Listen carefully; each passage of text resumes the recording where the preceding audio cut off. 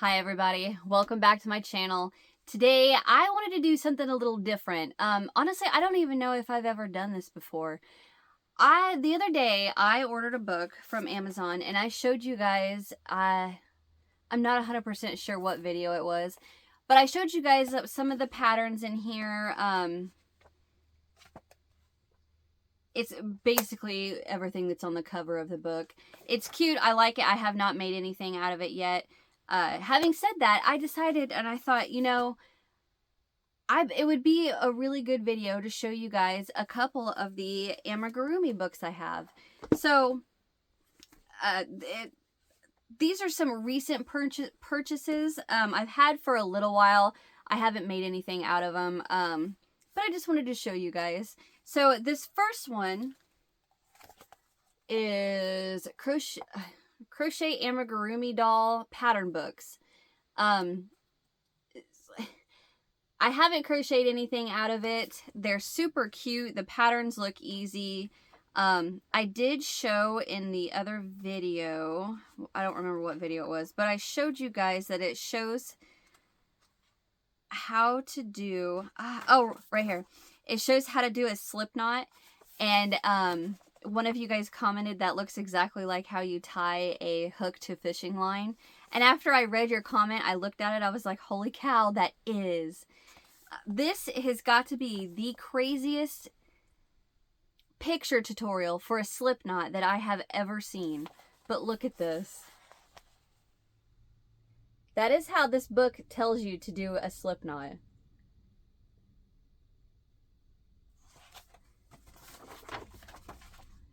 When I saw that, I thought, you have got to be kidding me. Anyway, there's some other patterns. Like, it has everything that's on the cover of the book. And then I think there's one or two extra. Where is it?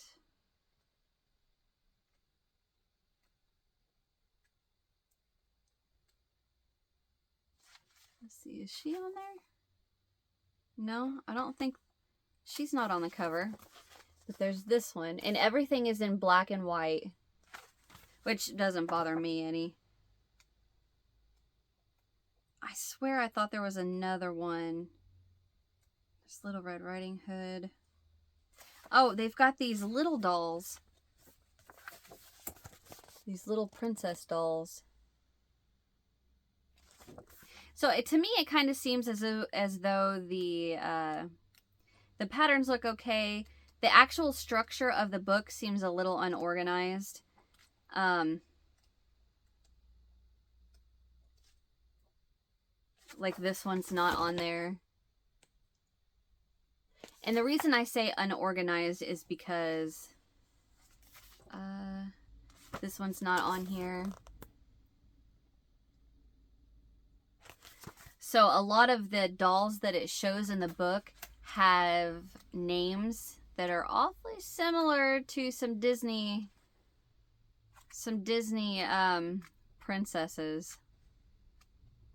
Like that one I just showed you was Jasmine, but the actual Jasmine doesn't have antlers, obviously.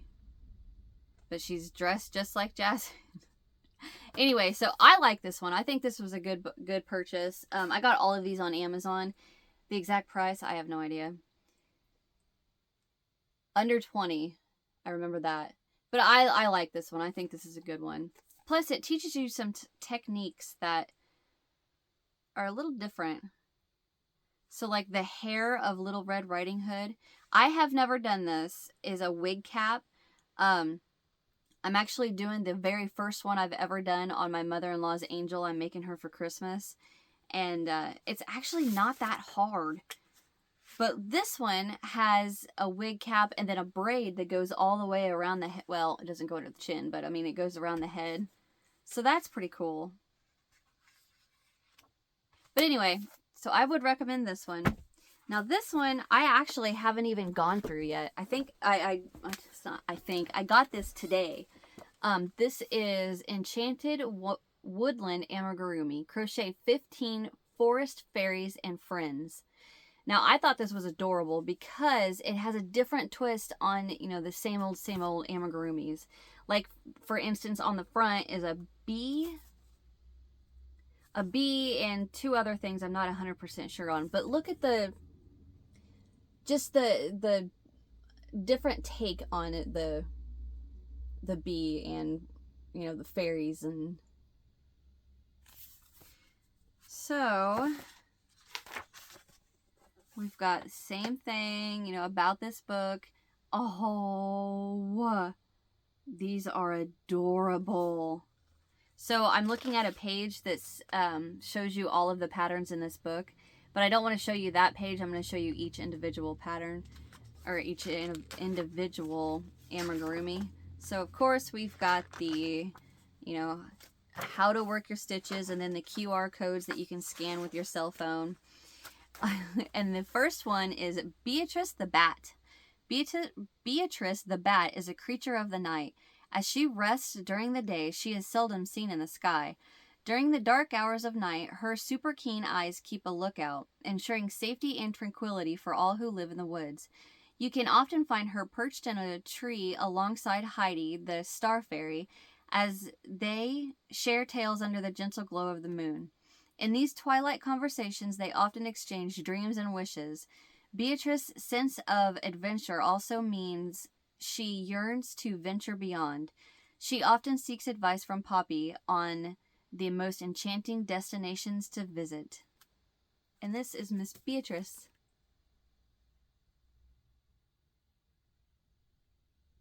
Adorable. So this book also has QR codes that you can scan, and it'll send you to a website that everyone who has bought this book and made something and then uploaded it to the internet and used, I guess, to this certain site. It's like a photo gallery of everyone's that they have made, which is cute. I like that idea. Okay, so the next one, oh, here she is with the little scarf. I think that is cute. So this is Pia the Water Fairy. Pia the Water Fairy has a soft and gentle voice that is as soothing as a babbling brook. With a heart full of kindness, she embodies the grace of a true lady. Pia often joins Hannah and Kirby on their woodland adventures, lending a hand whenever needed. She also offers a listening ear to anyone who needs one. Her empathetic nature makes her a trusted confidant to anyone. In the Enchanted Woods, she brings solace and reassurance and reminds everyone that a gentle touch of a caring word can make the biggest difference. I think we all need to learn from Pia, right? This is Miss Pia. Cute, cute, cute.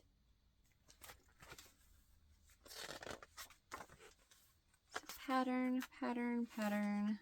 Oh, I love him.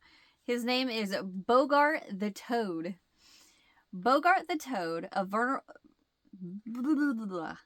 Bogart the Toad, Why can I not say this word?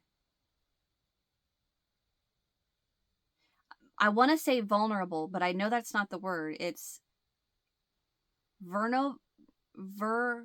Stop saying ver. It's venerable. Venerable. I don't know what that means. Sorry. Resident of the Enchanted Woods, is known for his wisdom. His dapper appearance and impeccable attire sets an example of style for all the woodland creatures. Social etiquette is his forte, and he ensures harmony amongst fairies and animals alike. Always on the lookout, Bogart protects their realm from harm. However, there is one thing that will dampen his charm: missing his breakfast. Without his favorite brew of flies and pond water, Bogart would quickly turn grumpy, reminding us all that even the wise can be a tad grouchy on an empty stomach. This is Bogart. I love him. I love the fly on his head, too. I think that is just a genius touch. So on this side, it doesn't show the, I can't see, there we go. It doesn't show the bee on his head, but I just think that's adorable. Okay.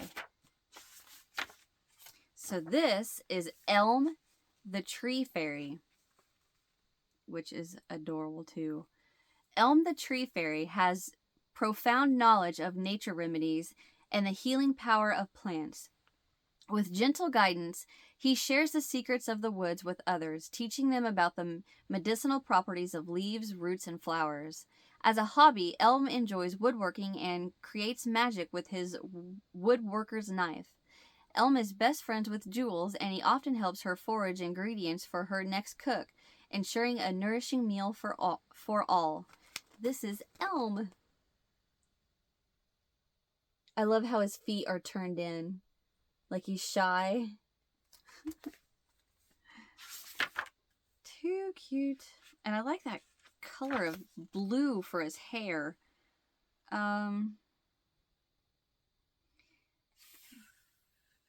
Korea Deluxe Organic Cotton in dusty blue.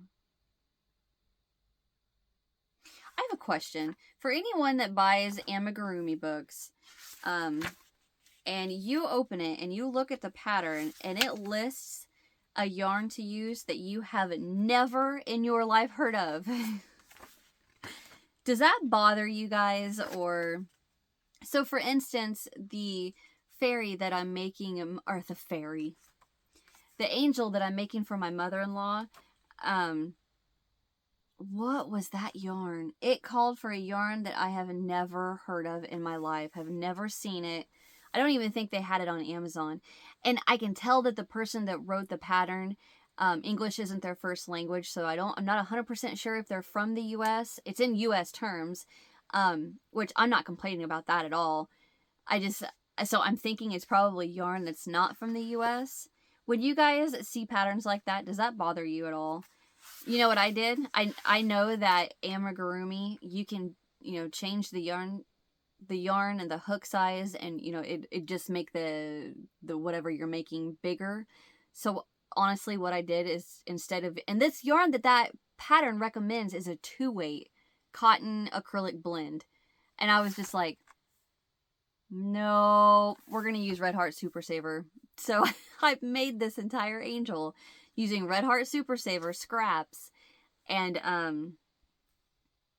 yeah, obviously I knew that it was going to be bigger because 4-weight compared to a 2-weight. And I think I'm using, it's pink, a 3.5, 2.75. It's a 2.75 crochet hook, and it's beautiful, beautiful angel. But sometimes when I completely got off track, but sometimes whenever I, get these books or even patterns, and I look at I about said ingredients, I look at the supplies, the materials that you need, and it lists a yarn that's just like, what? What on earth are you talking about? So then I'm like, yeah, we're just going to use Red Heart Super Saver.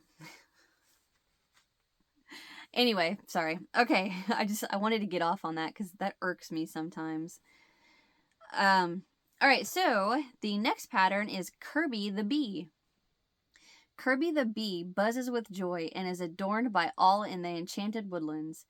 As the exclusive honey provider, he's got a monopolization. As the exclusive honey provider, he makes life sweeter for all.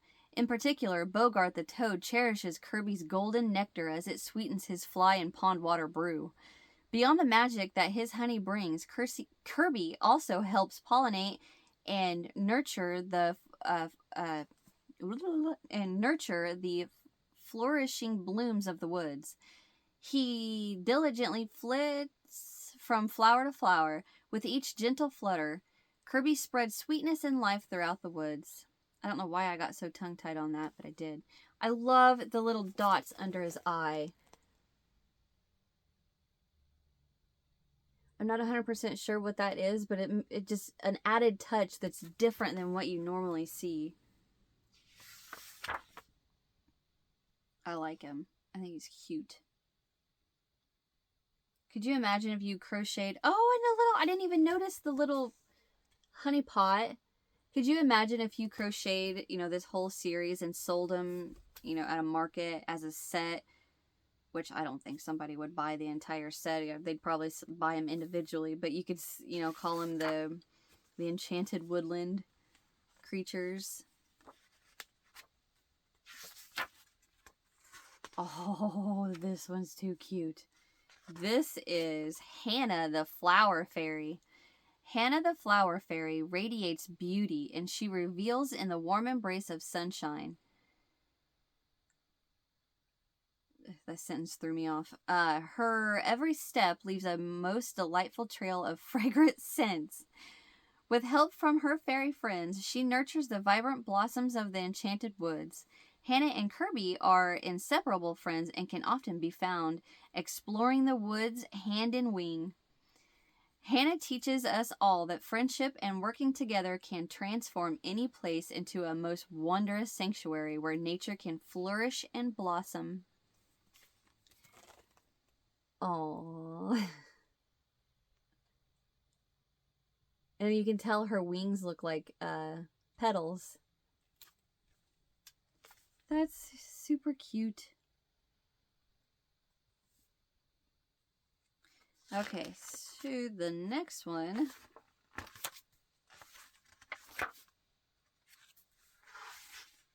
This is Holly the Hedgehog. Oh. Holly the Hedgehog is the sweetheart of the woods. She often longs to join Heidi and Beatrice in the treetop gatherings under moonshine, but she finds climbing trees somewhat challenging. In a heartwarming compromise, Heidi and Beatrice will join Holly on the woodland floors, sitting around a campfire, toasting marshmallows and drinking steaming mugs of hot chocolate sweetened with Kirby's honey. Holly cherishes warm cuddles, but alas, this proves a challenge for the fairies and other animals. Nonetheless, her congeal spirit always shines brightly, bringing comfort to all who cross her path in the enchanted woodlands. So there's, oh, let me show, oh, where's her name? Holly the Hedgehog. Adorable. Okay, so the next one. Oh, Heidi the Star Fairy. Heidi the Star Fairy radiates sweetness and gentle kindness. She sprinkles the enchanted woods with glamour and glitter, adding a touch of magic to every corner of the woods. With joy constantly in her heart, Heidi loves to throw dazzling parties under the sparkling stars. Her fashion sense is unmatched, well apart from Bogart, and always dons stylish outfits that dazzle like the night sky. In her presence, laughter and joy fill the air as fairies and animals party. This is Heidi the Star Fairy.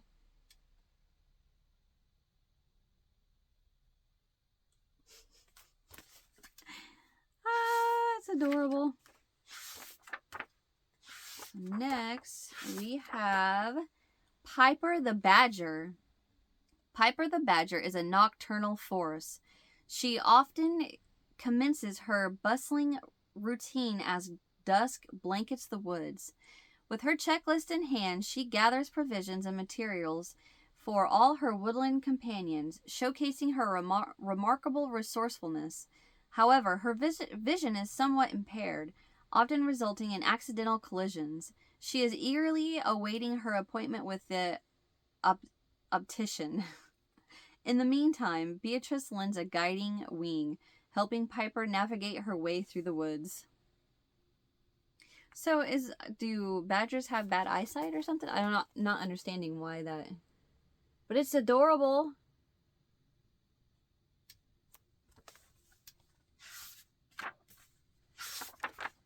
Let's see. Next we have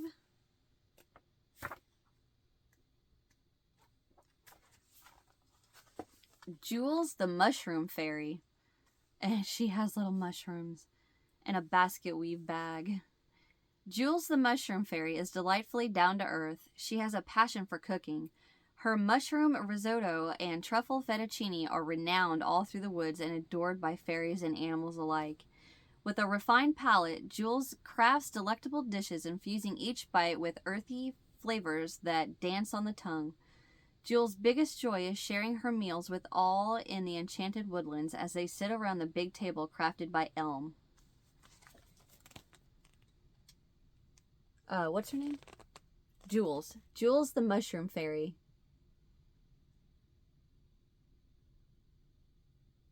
Adorable. I didn't notice that all of them have their feet turned in like that. Like a little shy kid standing next to you. This is Miko the Wolf. Miko the Wolf is the truest friend of the woods and is always there for everyone. He helps teach those who need advice on how to find food and build warm, cozy homes. Miko's thirst for knowledge is insatiable. He often asks Poppy to bring him books from faraway places so that he can learn more about the woods around him. Whenever someone is in need, Miko will bravely step in and protect them. In the Enchanted Woodlands, Miko shows how a loyal friend can make the world a better place. So this is Miko. Churchy, don't you do it. Sorry, my cat is...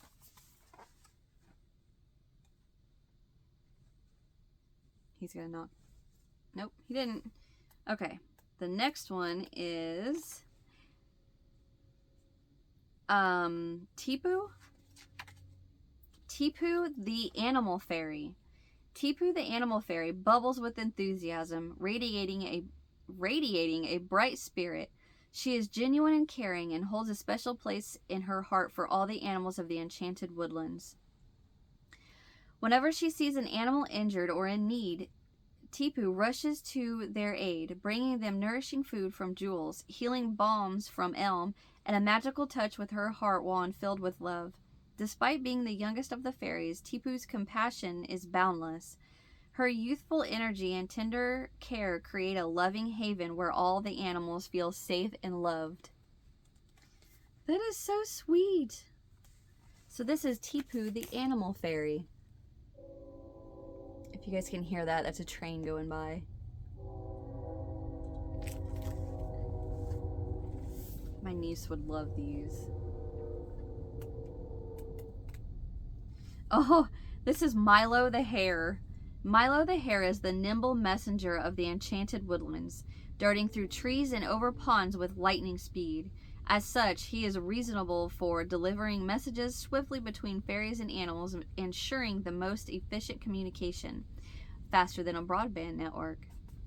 When not on his urgent missions, Milo finds solace in the gentle embrace of the woodland's shade. Beneath the leafy canopy, he naps peacefully, recharging his boundless energy, ready for the next task. Milo the Hair.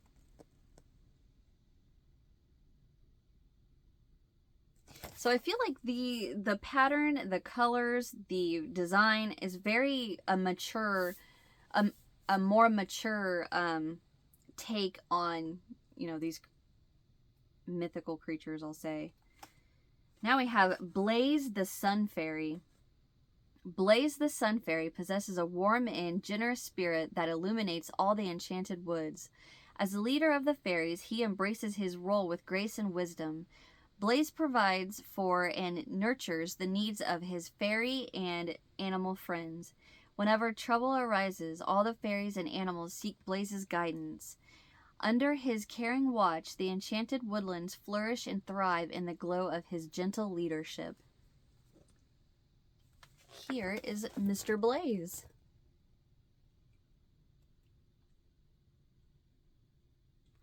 Very cute. Alright, so we have... Actually, we're not done. There is still... one left. And this is adorable. Poppy the Red-Capped Robin. Poppy the Red-Capped Robin is the wonder of the woods. Is a wanderer of the woods, having traversed lands far and wide, from Europe to Asia and all the way to Australia. She embraces diverse cultures, which each journey made With each journey made, she returns bearing delightful mementos for all her woodland friends.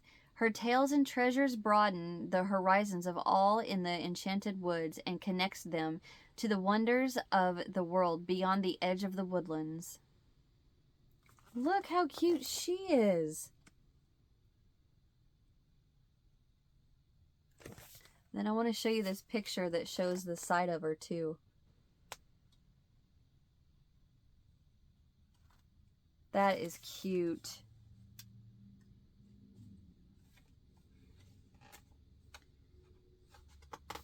And that is it.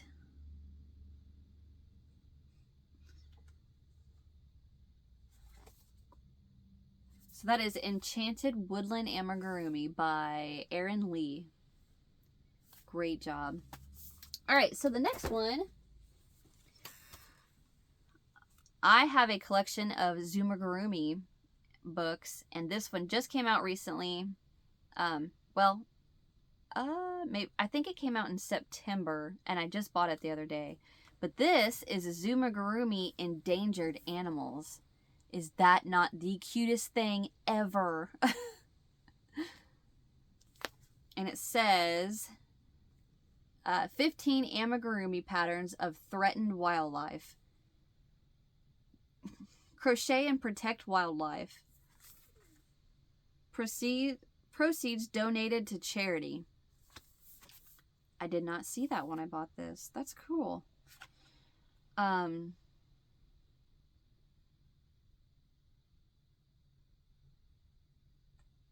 was hoping to see I could somewhere where it would say where the proceeds go to, but I mean obviously it's going to go to endangered animals, but I didn't know if it had like a name or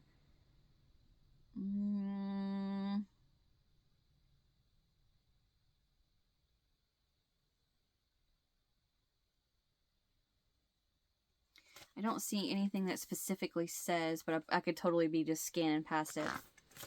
Okay, so we have Stitch, and this one also has the QR code to scan to learn how to do the stitches to showcase your endangered creatures once they're done. So the first one is Finley the Blue Whale, and this pattern is by Hollister Crochet, which is Pam Dillis. The blue whale is endangered. Blue whales are the largest animals on the planet, weighing as much as 200 tons, approximately 33 elephants. Whoa! Despite their size, this animal is not dangerous to humans, as it's not aggressive and has no teeth. Blue whales were hunted for their blubber, which is a type of fat that was used to make oil. This caused their population to decrease significantly. Despite the current ban on hunting, blue whales still face many threats, such as pollution, climate change, and getting caught in fishing nets. Approximately 5,000 to 15,000 of these gentle giants remain in the wild today, a huge decrease from the 350,000 individuals roaming the seas 200 years ago. So this is Mr. Finley. Adorable.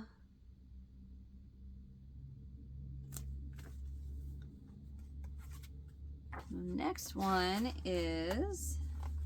Oh, I passed it. Oh, it's the next page, duh. This is Cleo, the Yellow Crested Cockatoo by Lemon Yarn Creations, which is Andrea Ferreira. Sorry, any one of you guys that have been with me for a while know I suck at pronouncing things. I'm sorry, I'm not good at it.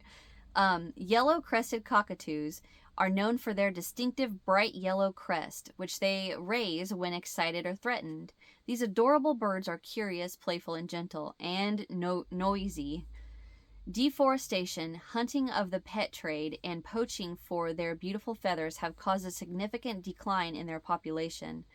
With only 1,200 to 2,000 individuals remaining, they are now considered critically endangered. No kidding. Although the trade of yellow-crested cockatoos is subject to strict regulation and is only authorized in exceptional circumstances, illegal hunting continues to this day. Wow, I didn't know that. This is Cleo, the yellow-crested cockatoo.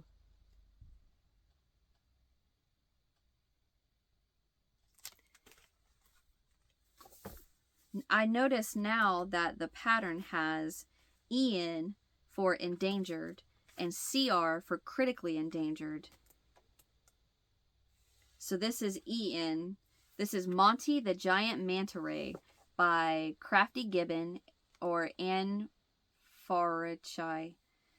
The giant manta ray is endangered.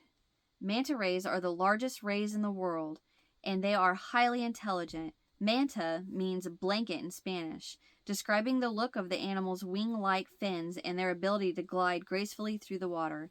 Mantas constantly swim with their mouths wide open, filtering plankton and krill from the water.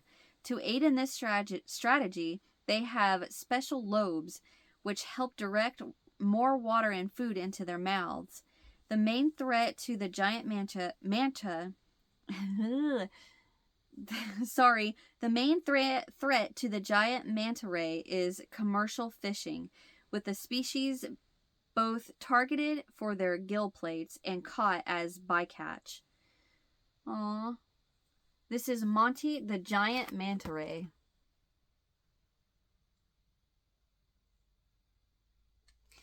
That is really cute. That's sad. I didn't realize going through all this was going to make me sad. Oh. That is too stinking cute. Sorry, I skipped ahead on accident. So this is Ron the Red Panda by Chuck K. Yeah, I can't pronounce that. The red panda is endangered.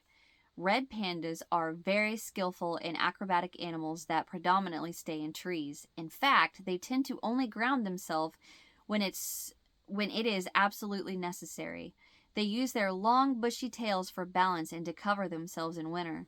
They are most active during twilight hours, spending the rest of the day resting on tree branches or in tree hollows, conserving their energy. Climate change, the loss of nesting trees, and limited access to their favorite bamboo is causing a decline in red panda populations. There may be as few as 2,500 red pandas remaining in the wild. Look at him. And he's got his hands out like he wants a hug. I'd snuggle him and love him and kiss him and squeeze him. Sorry. So the next one is Kia the monk seal. No idea how to pronounce the name. I want to be Hara. Okay, the monk seal is endangered. Monk seals are known for their solidarity and exclusive nature, preferring to live in remote and secluded areas such as caves and rocky shorelines. They feed primarily on fish, squid, and crustaceans and can hold their breath for up to 20 minutes while diving to depths of over 100 meters to forage at the seafloor. Unfortunately, monk seal populations have declined significantly in recent years due to a combination of factors such as entanglement in derelict fishing gear, limited prey available, shark predation, and toxoplasmosis, an infectious disease spread by feral cats. What? Toxoplasmosis. Wow. The current population is estimated to be around 1,600 seals, only 1/3 of historic population levels. That sounds like it needs to be critically endangered to me. My gosh, 1,600 seals. Kia the monk seal. Look how cute. I love that it's angled like that, like it's sitting.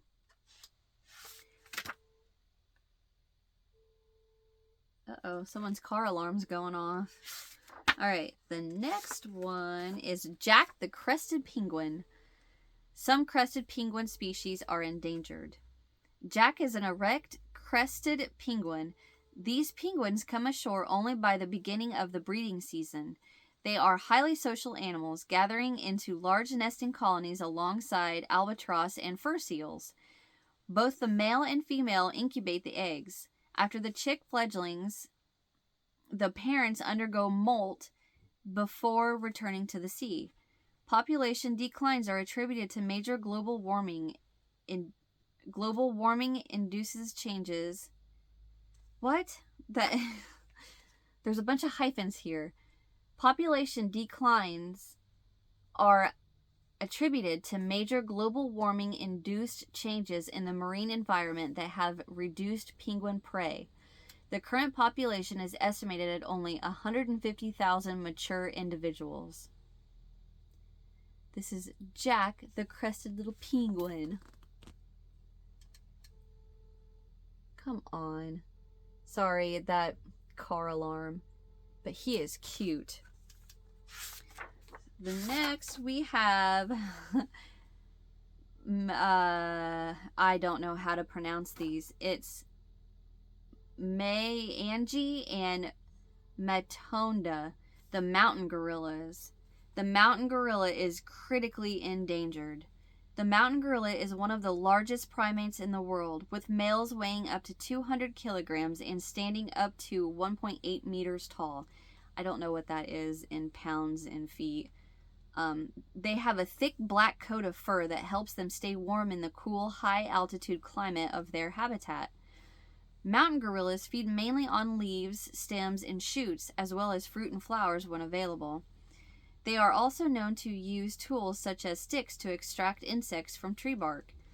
The primary threats to their survival are habitat loss due to deforestation, poaching, and human encroachment. Oh, less than 1,000 individuals remain in the wild. Oh. So this is Angie and Matondo.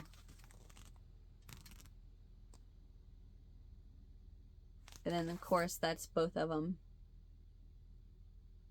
I love their big eyeballs. All right. Oh, look at this little picture. That is too cute.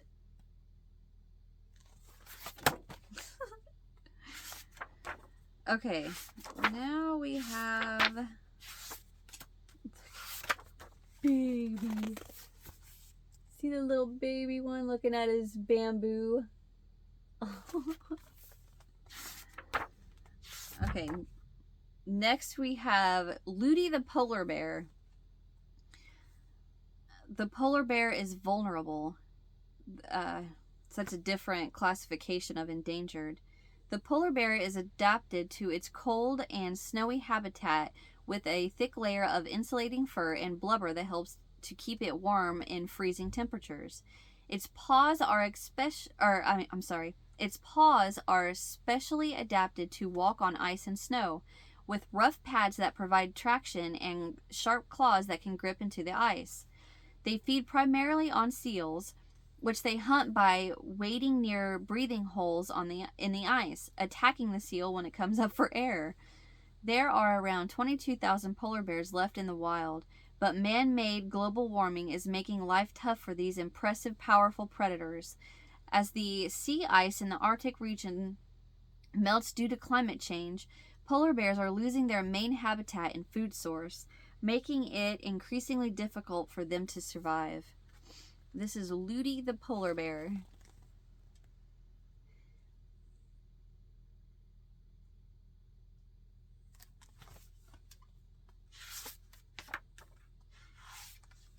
I was gonna say something, but I don't want to be rude. So if I don't have anything nice to say, I'm not gonna say anything at all. Alright, so this one, is this the last one? I don't know, it's not. Oh, there's a few more. So this is Nestor, the leaf nesting shrub frog by Critter Stitch. Let me say that again. Nestor, the leaf nesting shrub frog. He's adorable. So, the leaf nesting shrub frog is endangered. The leaf-nesting shrub frog is just one of many frog species that are endangered. It lives in It lives in wet tropical regions. These cute frogs are only about 1 inch. I think it's saying one. It has one.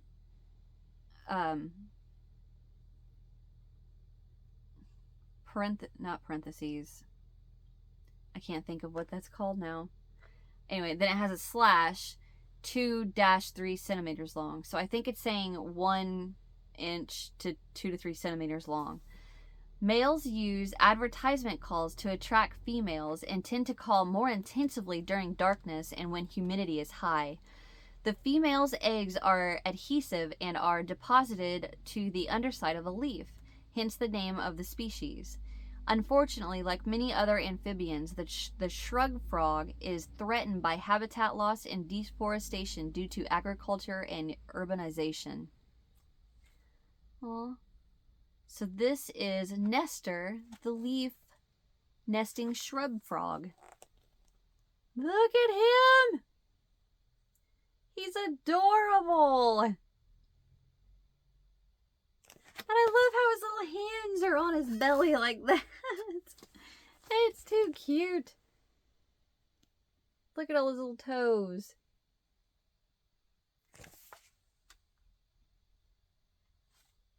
Interesting. She has something in her hand. See that? I wonder what that is. Oh, look at this picture.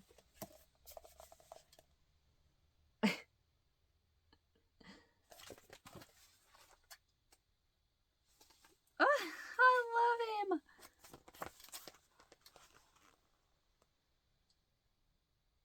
I wonder if he has beans in him that make him sit like that.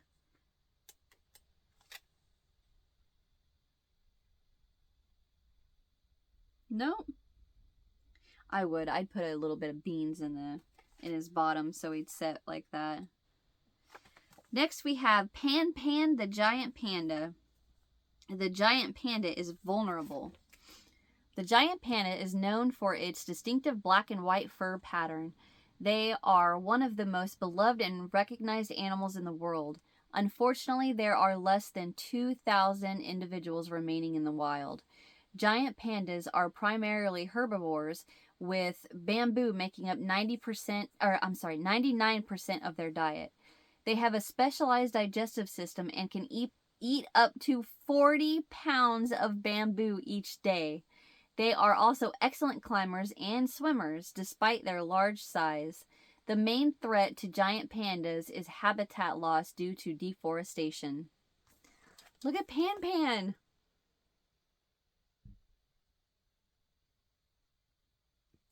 Cute. So now we have Zuma the Sloth. Some sloth species are critically endangered. Zuma is a pygmy three-toed sloth, one of the world's most endangered mammals. A 2012 census estimated the total population at 79.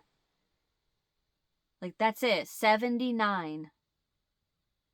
They have a unique, slow-moving lifestyle and spend most of their time in the canopy of the mangrove trees, where they feed on leaves, shoots, and fruits. The large, curved claws help the sloth to keep a strong grip on tree branches.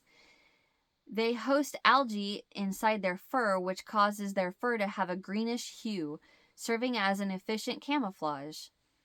Threats to the sloth's survival include timber harvesting and human settlement, both of which lead to habitat degradation. Holy cow.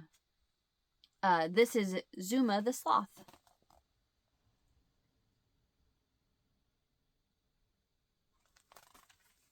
$79.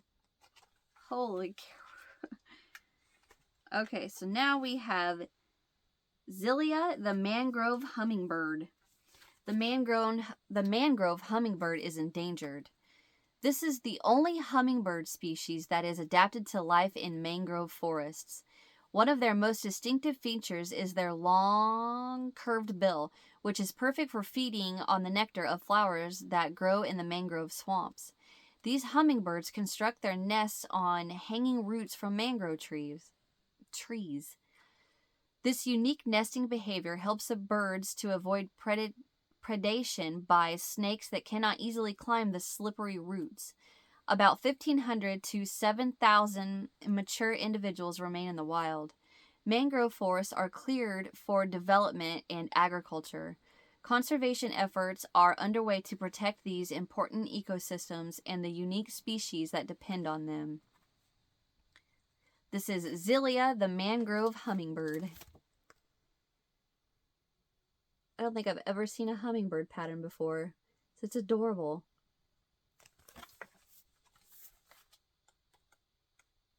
Next we have Gilly the Oxal. The oxalotl is critically endangered. The oxalotl is a type of salamander that never fully undergoes metamorphosis and remains in its larval form throughout its life. Oxalotls are known for their unique color patterns, which can range from white to pink or yellow. One of the most unique features of the oxalotl is its incredible regenerative abilities. They can regrow lost limbs, spinal cord tissue, and even parts of their brain, making them a subject of intense scientific research. Unfortunately, pollution, human consumption, people eat them? What? Unfortunately, pollution, human consumption, and the introduction of non-native fish species into its habitat have gravely diminished the wild population. Today, there are estimated to be between 700 and 1,200 oxalotls in the wild. Why would somebody eat the little thing? This Gilly. I wonder where they're from. Do we have these in the United States?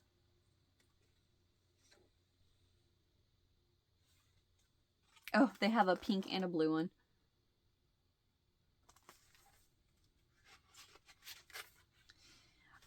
Okay. This is the second to last one. Now, I have seen this animal before. I'm not 100% sure how you pronounce it. This is Ernest the Pangolin. Several pangolin species are critically endangered. The pangolin is a unique and fascinating animal that is often referred to as a scaly anteater due to its long snout and sticky tongue, which it uses to capture ants and termites for food. They have a unique defense mechanism where they roll into a ball, exposing only their armored scales to predators. Unfortunately, this defense mechanism is not enough to protect them from humans, as they are one of the most heavily trafficked animals in the world, hunted for their meat and scales, which are believed to have medicinal properties in some cultures. I will never understand humans. But this is Ernest, the pangolin. I'll research how to properly pronounce that. Ah, look at this one. It reminds me of, what they said about it would be an anteater, but an armadillo. That's what it also, a scaly armadillo. Look.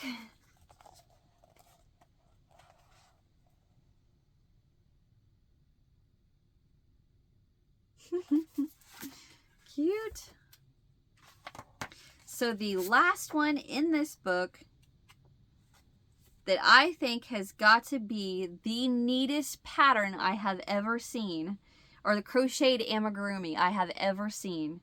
This is Mara the Peacock Spider. Some peacock spider species are critically endangered. So just right off the top of my head, what this reminds me of are the little furry jumping spiders that we have, you know, in our house in Southern Illinois. We have little furry jumping spiders that are in our house, and they're the cutest little things. I'm not scared of spiders. I am terrified of bugs. I hate bugs, but these little spiders are adorable. And on TikTok, I've seen people that have them as pets, and they have little nesting bags for. It's too cute. But this is what this reminds me of. It says some peacock spider species are critically endangered. This dazzling, good-looking fellow is incredibly tiny, the size of a grain of rice. Wow! To court females, the male peacock spider raises his abdomen and third pair of legs for display. They have been compared to peacocks in this respect. My voice just cracked. When approaching a female, the male will vibrate his colorful abdomen and dance from side to side. Female spiders have been recorded eating males if their dance moves are unimpressive. He must therefore mesmerize or die. Arachnid populations are plummeting worldwide. Some peacock spider species are critically endangered. The primary threat is habitat destruction through bushfire. Oh no. But look at this little guy. Is that not the cutest thing ever? Look at the eyeballs and a little bitty smile. I love him. He is too cute. I love this sentence. He must therefore mesmerize or die. If you look at the little, so there's a QR code that you scan. See, the little picture of him is too cute. I definitely want to Google what a peacock spider looks like when he's trying to court a female. Just shaking his abdomen. I'm going to tell my husband that the next time he wants some lovin's, he's going to have to show me his best peacock spider impersonation.